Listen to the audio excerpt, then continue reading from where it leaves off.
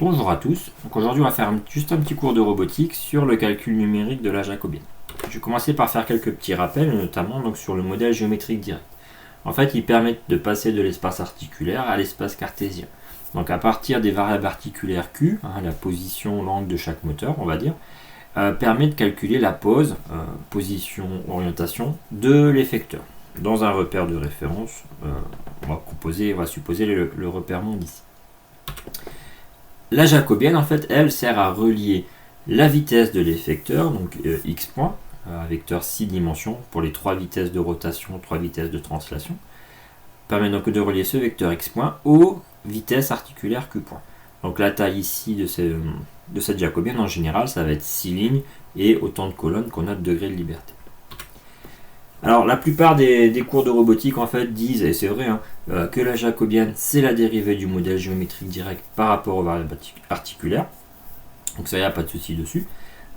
Sauf que dans la plupart des cas, surtout quand on a des robots avec des degrés de liberté un peu élevés, au-dessus de 5, 6, allant jusqu'aux robots humanoïdes où il y en a beaucoup plus, en fait, pour faire cette dérivée, il faut l'expression littérale du modèle géométrique direct et on ne l'a pas forcément. On sait calculer le modèle géométrique direct numériquement, mais on n'a pas forcément l'expression littérale. Donc la dérivée, même sur des robots, ça peut être assez lourd. Et après, et en plus, des fois, on l'a même pas. Donc on va voir un petit peu aussi comment calculer cette matrice jacobienne numériquement. Donc dans le cas où on s'intéresse uniquement à la pose, c'est-à-dire position orientation de l'effecteur pour calculer la jacobienne, on peut la calculer sans expression littérale à partir des résultats du modèle géométrique direct. C'est-à-dire qu'on a lancé avant le calcul du modèle géométrique direct et à partir de ces résultats-là, on va pouvoir essayer de calculer cette jacobienne. Donc en fait, on va la calculer une colonne à la fois. Donc je vous rappelle, une colonne de jacobienne, ça va être la dérivée de l'orientation par exemple suivant x, y, z et la position suivant x, y, z par rapport à une première variable articulaire, donc ici j'ai mis q. La deuxième colonne c'est la même chose par rapport à q2, etc. Et on va comme ça essayer de faire ça sur toutes les variables articulaires.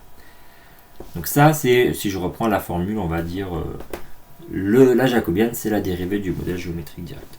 En fait on peut aussi la voir comme la première colonne, c'est l'effet de la vitesse q point sur la vitesse de l'effecteur exprimée dans le repère monde.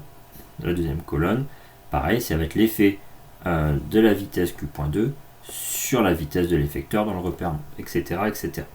Donc on va plutôt prendre cette formule-là, on va dire, et essayer de détailler comment on la calcule. Alors pour faire ça, on va d'abord faire quelques petits rappels sur le modèle cinématique notamment.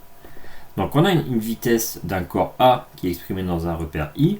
Donc on a deux composantes, 2 fois 3 ici vecteurs, donc un vecteur 6 en tout. On a d'abord une composante en vitesse de rotation, une composante en vitesse de translation. Si maintenant on a un autre repère, on va dire un repère J, qu'on connaît la transformation du repère I dans le repère J, et bien on va pouvoir calculer la vitesse de l'objet A, du corps A, dans le repère J, tout simplement ici en multipliant par cette matrice. Alors cette matrice-là, on appelle ça la transformation généralisée, c'est une matrice 6 par 6. Et du coup, ici, on voit bien que dans cette matrice-là, dans cette multiplication ici, donc ça c'est la vitesse de rotation exprimée dans le repère I, la vitesse de translation exprimée dans le repère I, et ici, c'est simplement en fait les composantes de la matrice de transformation du repère I exprimée dans le repère. Donc on a cette matrice-là ici, en fait, qu'on peut résumer ici. On a juste matrice de rotation et ici la position. On a cette matrice S en fait qui permet de traduire le modèle le produit vectoriel. Tout ça pour dire que quand on a une rotation et un bras de levier, la rotation elle va se transmettre, ça n'est pas de souci. Mais que ce bras de levier et cette vitesse de rotation vont aussi provoquer une vitesse de translation. Voilà un petit peu, donc si on a la vitesse d'un corps dans un repère, on sait la changer facilement de repère. Donc ça va être utile pour la suite. Ensuite, si on suppose qu'on a fait le modèle géométrique direct juste avant, donc on aura pu stocker en fait la position de tous les repères exprimés dans le repère de référence. Donc par exemple, ce que j'ai noté ici, on va connaître tous les repères i exprimés dans le repère 0. Toutes les transformations des repères i exprimés dans le repère 0. Forcément, parce que c'est ce qui nous intéresse quand on fait le modèle géométrique direct, on va connaître la pose de l'effecteur dans le repère 0.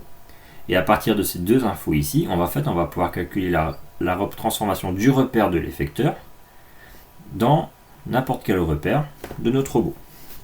Avec cette petite formule. On va inverser ici la première partie, on va multiplier par la pose de l'effecteur dans le repère 0.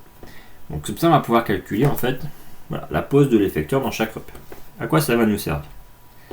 Si je reprends mon modèle géométrique direct, donc j'ai calculé à partir de Q0, j'ai calculé la pose, le repère ici, j'ai calculé ce repère là, etc.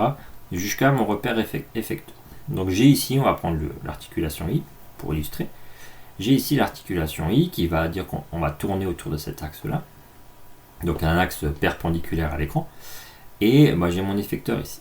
Donc mon modèle géométrique direct en fait va me permettre de calculer cette position, en fait la position de l'effecteur dans le repère I. Même si ça dépend des variables ici, on va considérer qu'elles sont fixées. Donc ça, on va l'avoir via le modèle géométrique direct. Une fois qu'on a ça, en fait, on a une espèce de bras de levier, tout simplement. On a une vitesse autour d'un axe. Via le bras de levier, on va pouvoir trouver quelle est la vitesse liée à cette articulation, à Q.I, mais exprimée dans le repère I. Une fois qu'on a cette vitesse exprimée dans le repère I, via la matrice de transformation généralisée qu'on a montrée juste avant, on va pouvoir la montrer dans l'effecteur, dans le repère. Hop là. Donc, on va définir tout d'abord un petit vecteur que j'ai appelé VI chapeau qui va correspondre au type d'articulation. Donc par exemple, si on a une translation suivant X, ça va être 3 0, 1 1 et 2 0. Si on a une rotation suivant X, ça va être 1 et puis après 5 0. Donc on va avoir comme ça pour chaque type d'articulation, on va avoir un vecteur approprié. Alors ça, c'est en supposant en fait que on ait placé les repères pour qu'il y ait au moins un axe de repère qui soit l'axe de rotation ou de translation de notre modèle. Sinon, il faudra adapter un petit peu ici, mais la méthode restera générale. Marchera quand même. Donc une fois qu'on a ce vecteur ici, donc cette articulation-là, elle va tourner, comme on a une seule articulation ici, le seul effet que va avoir le mouvement de l'articulation, ça va être caractérisé ici. Et on va avoir le bras de levier. Donc, si je reprends ici, c'est en gros de quelle articulation tourne. Et ici, je vais avoir le bras de levier, ici, qui va me permettre de calculer la vitesse, ici, en 6 dimensions, la vitesse de l'effecteur, exprimée dans le repère I, en fonction uniquement de l'articulation Q.I. Une fois que j'ai cette vitesse-là, il suffit de la multiplier par la matrice de transformation généralisée pour pouvoir l'exprimer dans le repère de référence, dans le repère 0. Et une fois que j'ai ça, en fait, ça va être un vecteur colonne de 6 lignes, et ça va me donner la colonne numéro I de ma jacobienne. Je fais ça pour toutes mes articulations, et à la fin, on va pouvoir, comme ça, construire un vecteur à la fois, toute la jacobienne.